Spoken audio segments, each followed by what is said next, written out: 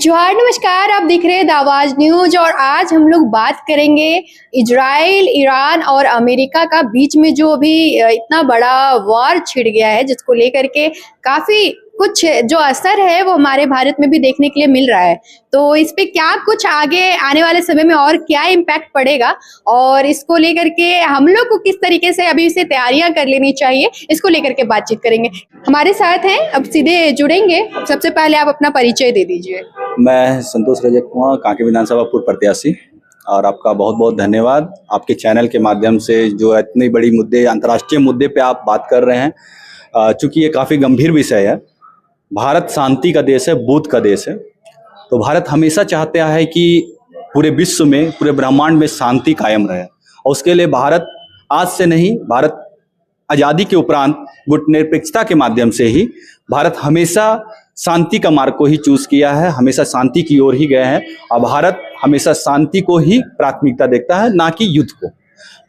बहुत लोग ये बोल रहे हैं कि ये थर्ड वर्ल्ड वॉर जैसा ये शुरू हो गया है। आने वाले टाइम में क्या लगता है और भी देश इन लड़ाइयों के बीच में मतलब अपना कूदेंगे? बोलते हैं ना कि सभी देश क्या बीच बीच में फिर अपना देना शुरू कर देंगे और लड़ाई सच में ये तीसरी वर्ल्ड वॉर की तरफ जा रही है। देखिए, अगर आप इतिहास देखिएगा तो प्रथम वर्ल्ड वार हो या सेकेंड वर्ल्ड वार, उसकी पृष्ठभूमि भी इसी तरह से ही लिखी गई थी। क्योंकि कभी भी कोई लड़ाई होती है तो एक या दो देशों के बीच की लड़ाई होती है, उसकी शुरुआत वहीं से होती है, बीजारोपण वहीं से होता है। उसके उपरांत वो धीरे धीरे वो विश्व दो ध्रुव में बढ़ता है। दो ध्रुव में बढ़ने के उपरांत वो विश्व युद्ध का रूप ले लेता है।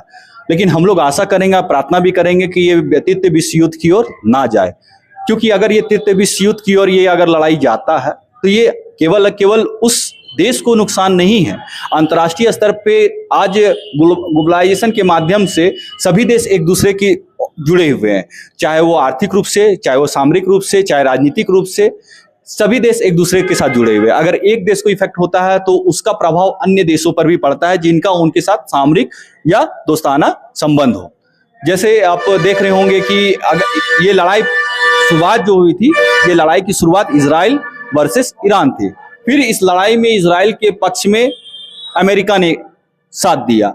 फिर आप कहीं ना कहीं मीडिया के माध्यम से ये सुन रहे हैं कि अप्रत्यक्ष रूप से चाइना, रसिया भी उनकी मदद कर रही है। यहाँ तक कि अमेरिकी मीडिया एजेंसियों के द्वारा भी ये कहा जा रहा है कि ये सुनने को जो आ रहा है।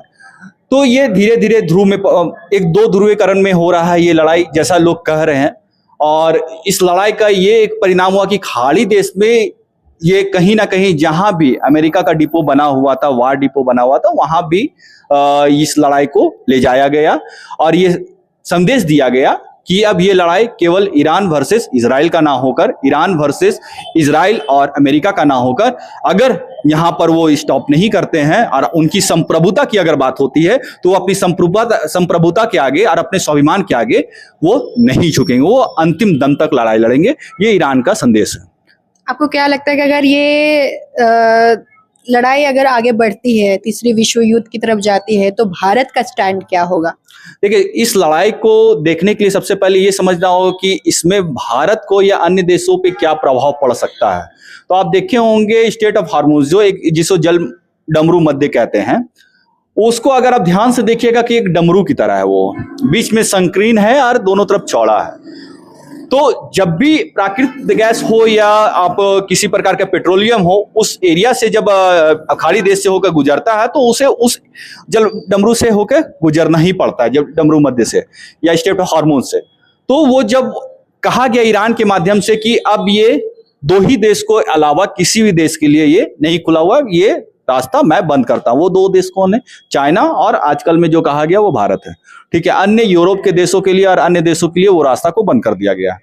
अब चूंकि अगर ये सच है कि भारत को वहां से आने के लिए इजाजत दी गई है, तो बहुत ज्यादा प्राकृतिक गैस में या बहुत ज्यादा आपका क्या बोलते हैं पेट्रोल या डीजल में बढ़ोतरी नहीं होगी। भारत इसके लिए प्रतिबद्ध है और हमारा देश कहीं ना कहीं कुछ ना कुछ उपाय विदेश नीति के माध्यम से कर लेगा। लेकिन यदि वहां से प्राकृतिक गैस या आपका पेट्रोलियम पदार्थ अगर यहाँ नहीं आ पाता है, तो भारत में पेट्रोलियम पदार्थ और प्राकृतिक गैस की खपत जितनी है, उस खपत के अनुसार उनका जो उत्पादन है, प्रोडक्शन है, वो कम है। जिस वजह से प्रोडक्शन कम होने की वजह से हमें आयात करना पड़ता है। तो आयात करने के लिए हमारे पास दो माध्यम है, एक रसिया है और दूसरा माध्यम आपका मिडिल ईस्ट है, ईरान है। तो अगर मिडिल ईस्ट का रास्ता बंद हो जाता है तो रसिया का माध्यम एक खुला है, जो रसिया सरकार के माध्यम से यह कहा गया है कि हम आपके यहाँ किसी भी कीमत को बढ़ोतरी नहीं होने देंगे, उसका प्रभाव नहीं पड़ने देंगे। लेकिन यदि पड़ता है, जो अब दिख रहा है, जिसे आज सुबह 60 रुपया, जैसे आप प्राकृतिक गैस की वजह से जो सिलेंडर का दाम बढ़ा है, अब ये कैसे पड़ा? अगर मान लीजिए ये पड़ता है तो ये तो अब रसोई में ये इफेक्ट पड़ चुका। किसके लिए? बीपीएल परिवार के लिए, लोअर मिडिल क्लास परिवार के लिए, अन्य सभी परिवारों के लिए रसोई में प्रभाव पड़ा।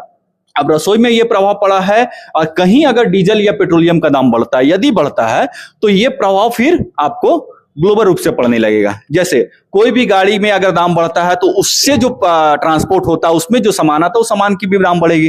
और सामान का यदि दाम बढ़ता है तो सिंपल सी बात है, तो वहां अगर बढ़ता है तो आपके यहाँ जितनी भी चीजें आप खरीदते हैं वो सभी का दाम बढ़ेगा। तो इससे महंगाई स्तर बढ़ेगा, और महंगाई स्तर यदि बढ़ता है तो फिर महंगाई स्तर बढ़ने के बाद जो लोअर मिडिल क्लास फैमिली या भारत के जो अपने मध्यवर्गीय परिवार है, उनको ये नुकसान झेलना पड़ेगा बिना किसी कारण बस, क्योंकि ये लड़ाई किसी और के यहाँ हो रही है और उसका प्रभाव कहीं और होगा। लेकिन हम लोग आशा करते हैं भारत की कूटनीति, भारत की विदेश नीति ऐसी हो जिससे कम से कम प्रभाव भारत को पड़े और भारत की जनता को उसका साइड इफेक्ट कम से कम हो।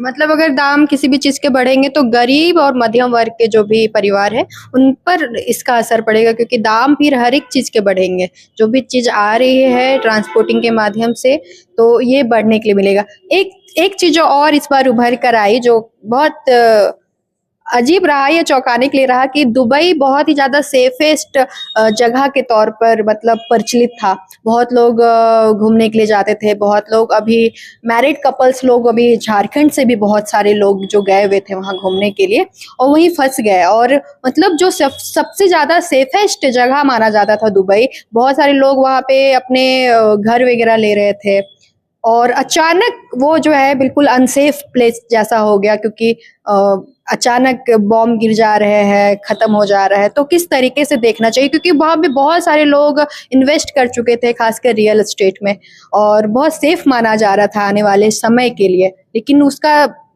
मतलब अभी जिस तरीके से देखने के लिए मिल रहा है खामियाजा, किस तरीके का असर पड़ने वाला है जो लोग इन्वेस्ट कर रहे थे या आगे जा करके वहाँ शिफ्ट होना चाहते, या टूरिज्म के तरीके से देखा जाए कि वहाँ लोग घूमने फिरने के लिए भी बहुत लोग जाया करते थे, तो इसका क्या असर पड़ेगा? देखिए, मिडिल ईस्ट के अधिकतर जो ये है देश है, वो राजशाही के माध्यम से उनका देश चलता है, उसमें से दुबई भी एक है। और दुबई में सबसे अच्छी बात यह है कि वो एक ऐसा देश है जो डिसिप्लिन के माध्यम से चलता है। वो अपने जो भी टूरिज्म के माध्यम से जो भी टूरिस्ट वहां जाते हैं उनको सर्वोपरि मानते हैं और उनकी हर सुख सुविधाओं के लिए वो तत्पर रहते हैं। लेकिन चूंकि मैं आपको पहले ही बताया कि ये जो भी खाड़ी देश में जहां जहां अमेरिका का जो पोर्ट है या अमेरिका जहां जहां अपना बंदरगाह बनाया है, वो ईरान के माध्यम से जो टारगेट किया जा रहा है, बेसिकली वहां पर टारगेट किया जा रहा है, या जहां पर उनका तेल का जहां ये है, जहां वो पेट्रोलियम वो निकालते हैं, उनको अमेरिका का जहां पर है खाड़ी देश में, ईरान के माध्यम से वहां टारगेट किया जा रहा है। उसमें से दुबई में भी एक जगह या यूएई में ये है जिसकी वजह से वहाँ बमबारी हुई, जो हम लोगों ने मीडिया चैनल के माध्यम से या अन्य अंतर्राष्ट्रीय या राष्ट्रीय न्यूज़ चैनल के माध्यम से हम लोग देख रहे हैं कि वहाँ भी ऐसा हुआ। तो स्वाभाविक सी बात है कि अगर किसी भी देश का एक नागरिक हो या 100 नागरिक हो या 1000 नागरिक हो, अगर उससे कुछ भी प्रभाव पड़ता है उस युद्ध के माध्यम से, तो उस देश के लोग स्वाभाविक है वो चिंतित होते हैं, क्योंकि उनकी जाने की जिम्मेदारी, मतलब वहाँ रहने की जिम्मेदारी, उनकी सुरक्षा की जिम्मेदारी उस देश की जहाँ वो गए हैं उनकी भी होती है, क्योंकि ये द्विपक्षीय मामला होता है।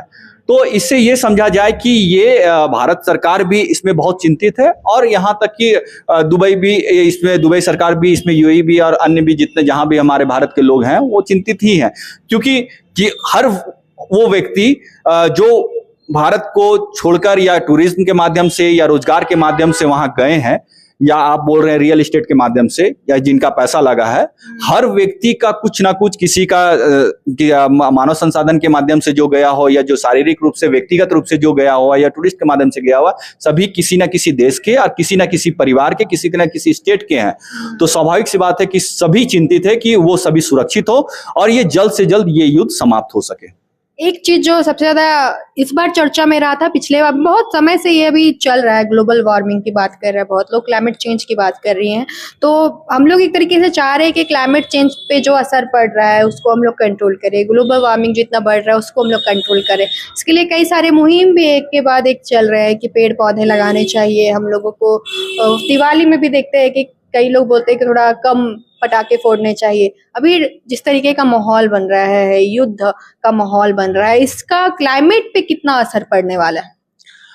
भारत का एक इतिहास रहा है कि भारत जितना व्यक्ति या इंसान को जितना महत्व देखता है उससे ज्यादा प्राकृतिक को महत्व दिया गया है। हमारे वेदों में लिखा हुआ है, हमारे ग्रंथों में लिखा हुआ है, हमारे पूर्वजों ने जो आदिम लोग थे उन्होंने जंगलों को बसाया।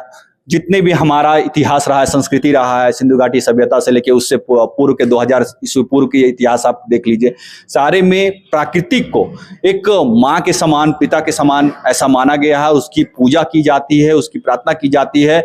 उससे आप कई पर्व त्यौहार ऐसा है जो हमारे झारखंड में प्राकृतिक के रूप में मनाया जाता है, जो हमारे सभी झारखंड के आदिवासी मूल निवासी सारे लोग मनाते हैं, सारे झारखंडी मनाते हैं। ऐसे कई भारत में कई ऐसी जगह है जहाँ पर प्राकृतिक पूजा होते हैं। क्यों? क्योंकि इससे क्या होता है, जितना प्राकृत हरा भरा रहेगा उतना ही ग्लोबल वार्मिंग कम हो गया। ग्लोबल वार्मिंग कम होगी तो जिससे ऋतुओं की जो ये है एक दूसरे में जो टकराव ना हो और उनकी ये कम ना हो, इस वजह से, क्योंकि भारत का जो बेसिकली भारत का जो ये है अर्थव्यवस्था है वो कृषि में निर्धारित है। कृषि बेसिकली मानसून पर निर्धारित है। यदि अगर ग्लोबल वार्मिंग के माध्यम से मानसून अगर इधर उधर होता है, जिस वजह से कृषि अगर ये करता है, और आप उसको देखिएगा इस चीज को, कृषि पे सबसे ज्यादा प्रभाव पड़ता है। आपने सुना होगा सरस्वती नदी का नाम, कहीं ना कहीं वेदों में लिखा हुआ। आज आप कहीं भी सरस्वती नदी को नहीं देख रहे हैं।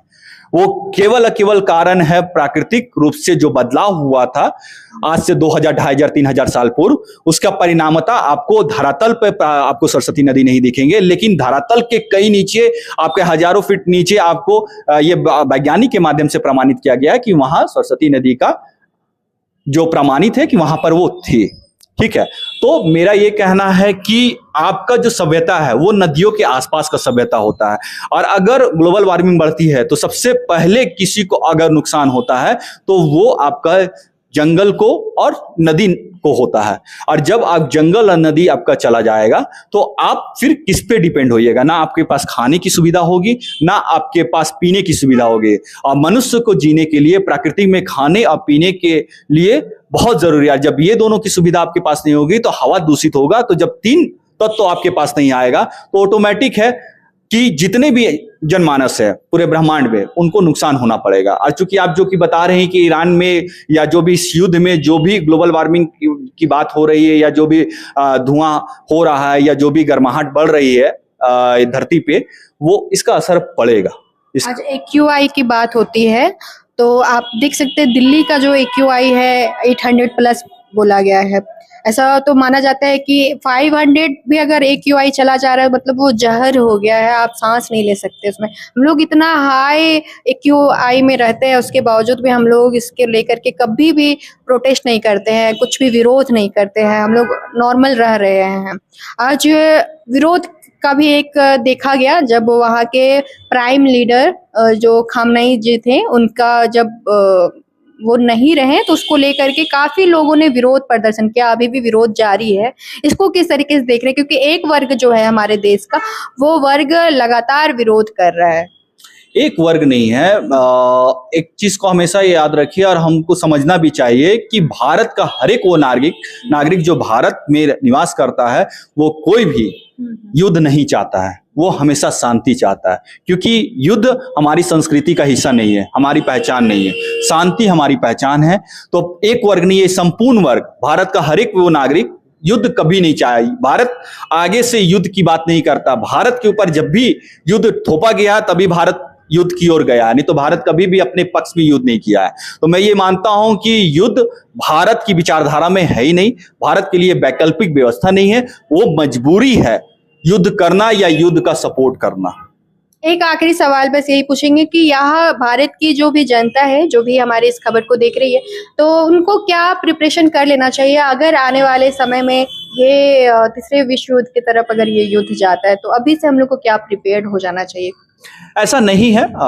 भारत की कूटनीति हो या अंतर्राष्ट्रीय विश्व की कूटनीति है, 1945 में जितनी भी संगठन या संस्था बनी थी वो इसलिए बनी थी कि दोबारा विश्व युद्ध की तरह वो समय ना हो, उस तरह की व्यवस्था ना हो। इसलिए बहुत सारी संस्था है जो नजर रखी हुई है और मुझे ऐसा विश्वास है कि सारी संस्था, सारा देश मिलके इसका समाधान निकालेगी और ये तीसरे विश्व युद्ध की ओर नहीं जाएगा।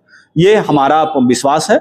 और बाकी हम लोग ये आपके चैनल के माध्यम से ये आवाज के आपके माध्यम से ये गुहार लगाएंगे कि भारत में ऐसी पैनिक स्थिति उत्पन्न ना हो, और ऐसा होगा भी नहीं, क्योंकि भारत सरकार कटिबद्ध है अपनी सुरक्षा के लिए और अपनी सामरिक रक्षा के लिए और अपनी प्रभुत्ता के लिए। चलिए, फिलहाल के लिए शुक्रिया और आप लोग देखते रहे द आवाज न्यूज।